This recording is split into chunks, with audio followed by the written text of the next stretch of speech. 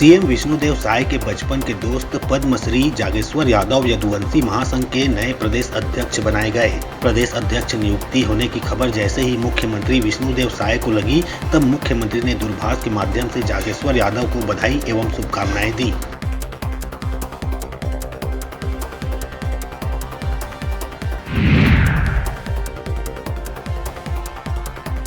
भारतीय राष्ट्रीय छात्र संगठन एनएसयूआई के राष्ट्रीय अध्यक्ष वरुण चौधरी की अनुशंसा पर एआईसीसी के जनरल सेक्रेटरी केसी वेणुगोपाल ने एनएसयूआई के राष्ट्रीय सचिवों की सूची की जारी। छत्तीसगढ़ के छात्र नेता हनी बग्गा को भी राष्ट्रीय सचिव किया गया है नियुक्त। हनी बग्गा लगातार 12 वर्षों से छात्र राजनीति में है सक्रिय।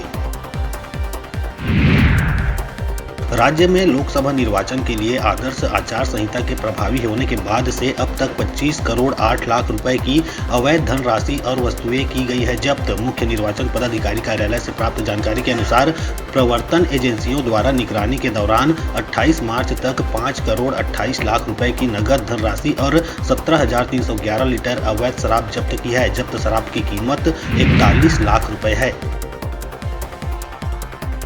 छत्तीसगढ़ में महादेव सट्टा शराब घोटाला कोयला घोटाला मामले में एसीबी जांच में तेजी आई है। ईओडब्ल्यू को जेल में बंद आरोपियों से पूछताछ की अनुमति मिल गई है। 29 मार्च से 2 अप्रैल तक जेल में बंद आरोपियों से एसीबी ईओडब्ल्यू की टीम आरोपियों से पूछताछ करेगी। इसके लिए स्पेशल कोर्ट ने अनुमति दे दी है।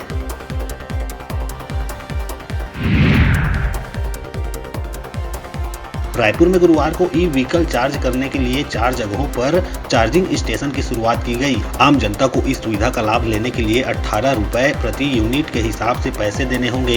एक स्टेशन में एक ही समय पर 3 गाड़ियां चार्ज कर सकेंगे। कलेक्टर गौरव सिंह, एसपी संतोष कुमार सिंह और निगम कमिश्नर अविनाश मिश्रा ने कलेक्ट्रेट मल्टी लेवल पार्किंग में लगे चार्जिंग प्वाइंट का निरीक्षण किया।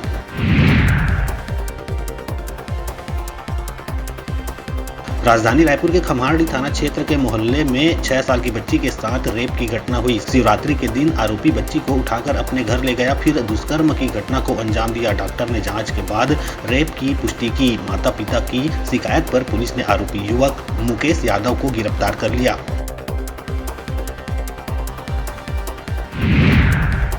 रायपुर पुलिस ने लेडी डॉन और उसके पति को गिरफ्तार किया है। ये महिला इतनी खतरनाक है कि पुलिस जब भी उसे गिरफ्तार करने जाती तो कभी कुत्ते छोड़ देती तो कभी गैस सिलेंडर खोलकर उस पर बैठ जाती। पुलिस वाले ये सब देख पीछे हट जाते और महिला बचने में सफल हो जाती। इस पर रायपुर समेत आसपास के दूसरे जिलों में 17 केस दर्ज हैं। बौद्धापारा की मुस्कान रात्रे यदु बीते कुछ महीनों से पति प्रिंस यदु के साथ हीरापुर कबीर नगर इलाके में रह रही थी।